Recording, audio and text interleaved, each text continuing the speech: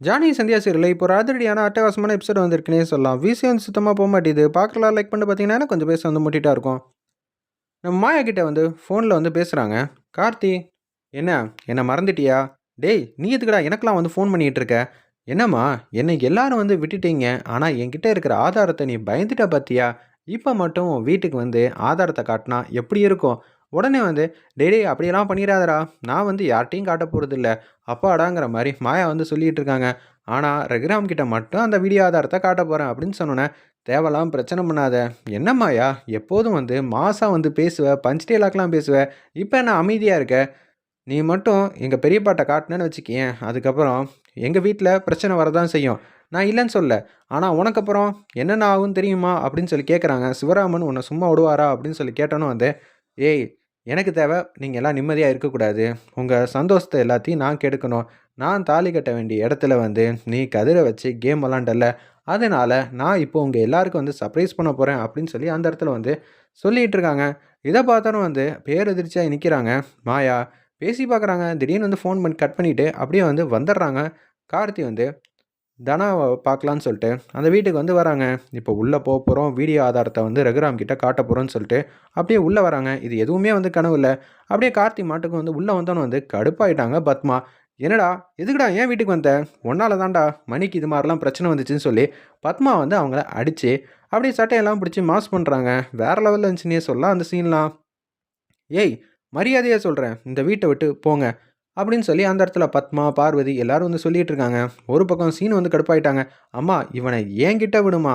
அப்பாவுக்கு மட்டும் ஏதாவது லைட்டா வந்து ஏதாவது ஒண்ணு ஆயிருந்துச்சுன்னு வச்சுக்கயேன், இவன நான் பத்திரமா வந்து அனுப்பிச்சு வச்சிருப்பேன். தயவு செஞ்சு இங்கேருந்து போயிடு. எந்த பிரச்சனைக்கும் வராத." அப்படின்னு சொல்லி மாஸ் பண்ணிட்டு இருக்காங்க நம்ம சீனுவும். "ஏய் விடுங்கப்பா. நீ எதுக்கு இங்க வந்த? உன் மேல ரொம்பவே வந்து கோவத்துல இருக்கோம். மரியாதையா இங்கேருந்து போயிடு. உன் பக்கம் இருக்கிற நியாயத்த வந்து நீ சொன்னாலும், இது எல்லாத்தையும் எங்களால வந்து ஜீரணிக்கவே முடியாது." அப்படின்னு சொல்லிட்டு இருக்காங்க அந்த இடத்துல. நம்ம சிவராமன்லேருந்து எல்லாரும், "தம்பி மரியாதையா சொல்றேன் போமாட்டியா?" அப்படின்னு சொல்லும்போது, நான் சில பேர்கிட்ட உண்மையெல்லாம் சொல்லணும். அதுக்காக தான் வந்திருக்கேன்னு மாயாவ பார்த்து பேசிக்கிட்டு இருக்காங்க அந்த இடத்துல.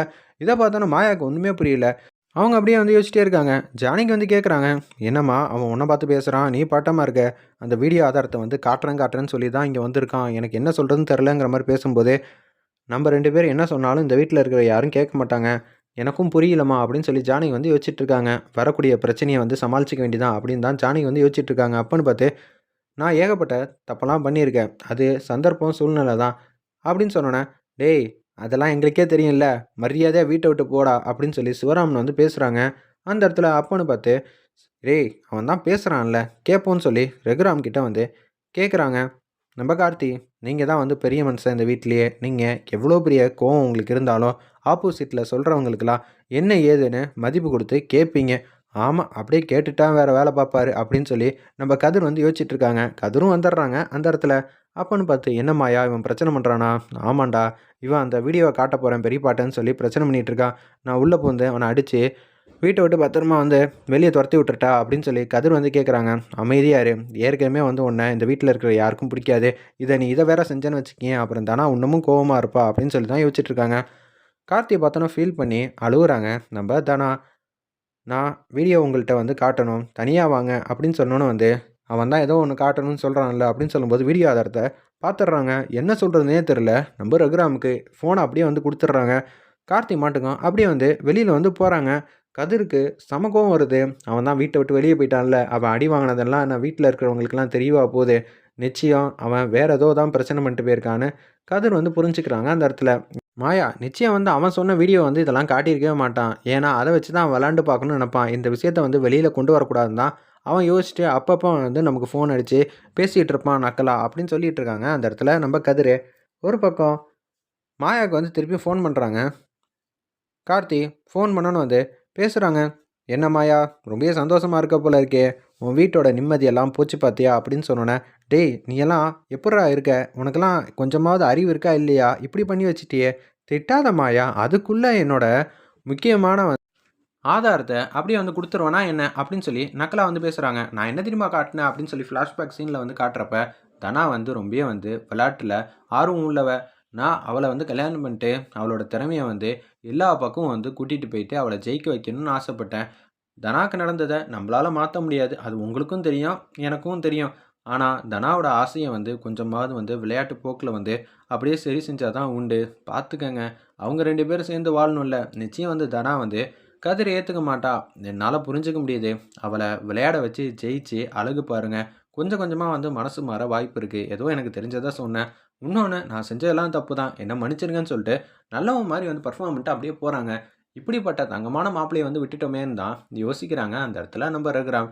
போதுமா, இன்னும் கொஞ்சம் என்னோட இமேஜ் வந்து வேறு லெவலில் தூக்கி நிப்பாட்டிட்டேன் ரகுராம் மனசில், பார்த்துக்க அப்படின்னு சொல்லும்போது, கார்த்தி வந்து இது எல்லாம் சொன்னது எல்லாத்தையும் வந்து நம்ம தனா வந்து கேட்டுட்டாங்க. அதனால வந்து கோவத்தின் உச்சத்தில் வந்து இருக்காங்க. தனா அந்த மோதிரத்தை வந்து கழட்ட பார்த்துக்கிட்டு இருக்காங்க. கதிர்கிட்ட இதெல்லாம் சொல்லிக்கிட்டு இருக்காங்க. மாயா வந்து, ஓ, அவன் இந்த அளவு பெர்ஃபார்ம் பண்ணிட்டு இருக்கானா, அவனை சும்மா விடக்கூடாது. நீ தனா மனசில் கொஞ்சம் கொஞ்சமாக இடம் பிடிக்கணும் அப்படின்னு சொல்லும்போது, சீனு வந்து பின்னாடியிலேருந்து கேட்குறாங்க. ஓ, இவங்கெல்லாம் திட்டம் போட்டுக்கிட்டு இருக்காங்களா? சரி சரி, இதை நான் என்ன சொல்கிறதுனே தெரியலன்னு சொல்லி உச்சக்கட்ட கோவத்தில் வந்து இருக்காங்க. நம்ம சீனு வந்து பாதியில் வந்து கேட்டுட்டு, சீனு வந்து மாயாவையும் கதிரையும் வழக்கம் போல் தப்பாக புரிஞ்சுக்கிட்டு தான் அந்த இடத்த விட்டு போகிறாங்க. தனா மனசில் வந்து நீ இடம் பிடிக்கணும்டா பார்த்துக்கடான்னு சொல்லும்போது, அப்படியே தனா ரூம்குள்ளே வந்து கதிர் வந்து போலான் இருக்காங்க. அந்த மோதிரத்தை வந்து கலட்டி விட்டு எறிகிறாங்க. இவன்லாம் என் கையில் போட்ட மோதிரத்தெல்லாம் நான் வந்து இத்தனை நேரம் வந்து வச்சுருந்ததே பெருசுன்னு சொல்லி தூக்கி வந்து எறிகிறாங்க அந்த இடத்துல. அந்த மோதிரம் வந்து கரெக்டாக வந்து எங்கே விழுவுதுங்கிறத விஷயத்தை வந்து பார்த்துட்டு அப்படியே கையில் எடுக்கிறாங்க. என்றைக்கா இருந்தாலும் இந்த மோதிரத்தை திருப்பி நான் உன் கையில் வந்து போட்டு விடுவேன். நீ ஏன் வந்து கேட்ப, எல்லா உண்மையும் தெரிஞ்சு. அது தெரியாத அளவுக்கு நாங்களே வந்து பார்த்துக்க போகிறோம். என்ன பண்ணுறது, உன்னோட வாழ்க்கை எங்களுக்கு ரொம்ப முக்கியம். நீ ஏமா அந்த விஷயத்த வெளியில் சொல்ல முடியாதுல்ல அப்படின்னு அந்த இடத்துல வந்து கதிர் மாட்டுக்கு ஃபீலிங்காக வந்து யோசிச்சுட்டு போகிறாங்க. நம்ம பாட்டி வந்துடுறாங்க. மணியோட அம்மா வந்து மாசா வராங்க. என்ன எல்லாரும் நல்லா இருக்கீங்களா அப்படின்னு சொல்லும்போது, வாங்க அத்தை, இப்போ தான் வந்து மணி வந்து நிம்மதியாக இருக்காப்புல அப்படின்னு சொல்லி சந்தோஷமாக வந்து பேசுகிறாங்க. பத்மா, பரவாயில்லையே பத்மா, உனக்கு இப்படியெல்லாம் விசாரிக்க தோணுது. இப்போ தான் எனக்கு எது சரி எது தப்புன்னு தெரியுது. நீங்கள் வாங்க உங்கள் பையனை போய் பாருங்கன்னொன்னே, நான் நல்லா தானே இருக்கேன், என்னை பார்க்க யார் வந்திருக்கா அப்படின்னு சொல்லி மணி வந்து எப்போதும் போல் காமெடி பண்ணிகிட்டு இருக்காங்க. மணி, நீ இந்த வீட்டுக்கு வந்ததுக்கப்புறம் தான்டா வீடே வந்து கலர்ஃபுல்லாக இருக்குது, கலகலப்பாக இருக்குது அப்படின்னு சொல்கிறாங்க. என்னம்மா பண்ணுறது, நம்ம சின்ன வயசுலேருந்து வந்து எல்லாம் அப்படியே இருந்துட்டோமா, சோகமாக இருக்கிறவங்கள கூட சிரிக்க வச்சுருவான் ஏன் மணி அப்படின்னு சொல்லி சந்தோஷமாக பேசும்போது, ரகுராம் வந்து மணியோட முகத்தில் இருக்கிற சந்தோஷத்தை பார்க்குறாங்க. இவராவது ஒருத்தராவது ஹாப்பியாக இருக்காரு, அது வரைக்கும் சந்தோஷங்கிற மாதிரி ரகுராம்லேருந்து எல்லாரும் யோசிச்சுட்டு இருக்காங்க. அம்மா வர சொன்னதே வந்து இந்த வீட்டில் இருக்கிற சில பேர்லாம் சரியில்லை, எல்லாரையும் வந்து சரி செய்யணும் அப்படின்னு சொல்லும்போது, ரகுராம் யார் பேச்சை கேட்பாப்புல, எங்கள் அம்மா பேச்சை தானே கேட்பாங்க, தட்ட முடியுமா என்ன அப்படின்னு சொல்லும்போது, மாப்பிள்ள இதெல்லாம் இப்போ தேவையாங்கிற மாதிரி அந்த இடத்துல வந்து ரமணி பாட்டி வந்து கேட்குறாங்க. அத்தை, எல்லா நேரத்துலையும் வந்து நீங்கள் சொன்னால் கூட கேட்க மாட்டாங்க, ஆனால் எங்கள் அம்மா சொல்கிற பேச்சை வந்து ரகுராம் தட்ட மாட்டாங்களே. நான் பசங்களை எல்லாரையும் வந்து திருவிழாவுக்கு வந்து கூட்டிகிட்டு போகலான்னு தான் வந்திருக்கேன். இங்கே இருக்கிற சூழல் வந்து மாறணும்னா எல்லாரையும் வந்து ஜோடியாக வந்து திருவிழாவுக்கு வந்து கூட்டிகிட்டு போவான். எப்பேற்பட்ட சண்டையாக இருந்தாலும் திருவிழா வந்துட்டா எல்லோரும் ஒத்துமை ஆகிடுவாங்க, ராசி ஆகிடுவாங்கன்னு அப்படின்னு நம்ம மனோரமா பாட்டி வந்து சூப்பராக வந்து பேசிகிட்டு இருக்காங்க. நீங்கள் தனாவெல்லாம் கூட்டிகிட்டு போக வேணாமே அப்படின்னு சொல்லும்போது, நான் பார்த்துக்கிறேன் தம்பி, எதுவாக இருந்தாலும் நீ பெருசாக வந்து தலையிட வேணான்னு ரகுராம் வந்து சொன்னதுனால அமைதியாகிடுறாங்க.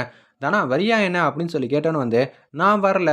ஜானகி வந்து சொல்கிறாங்க, தனாலாம் கூட்டிகிட்டு போட்டோம், கதிரையும் தனாவையும் ஒத்துமையாக கூட்டிகிட்டு போங்க, அப்போ தான் அவங்களுக்கு இருக்கிற பிரச்சனையெல்லாம் சரியாகுங்கிற மாதிரி சொல்கிறாங்க. எப்போதும் போல் ரகுராம் வந்து ஜானகி முறைச்சிட்டு அப்படியே போகிறாங்க. இது ஒன்றும் புதுசு இல்லையே, உங்களுக்கு புரிஞ்சுக்க தெரியாமல் இருக்கீங்க அப்படின்னு சொல்லும்போது, லக்கேஜ் எல்லாம் பேக் பண்ணுங்கள், டக்கு டக்குன்னு போயிட்டு வந்துடும்னு சொன்னோன்னே, மணியோட ஃபேமிலி, மணி, பத்மா, சீனு, மாயா, அப்புறம் நம்ம பாட்டி, அப்புறம் கதிர், இவங்க எல்லாரும் வந்து போகிறாங்க. தனாலேருந்து எல்லாரும் அந்த திருவிழாவுக்கு வெயிட் பண்ணி பார்ப்போம்.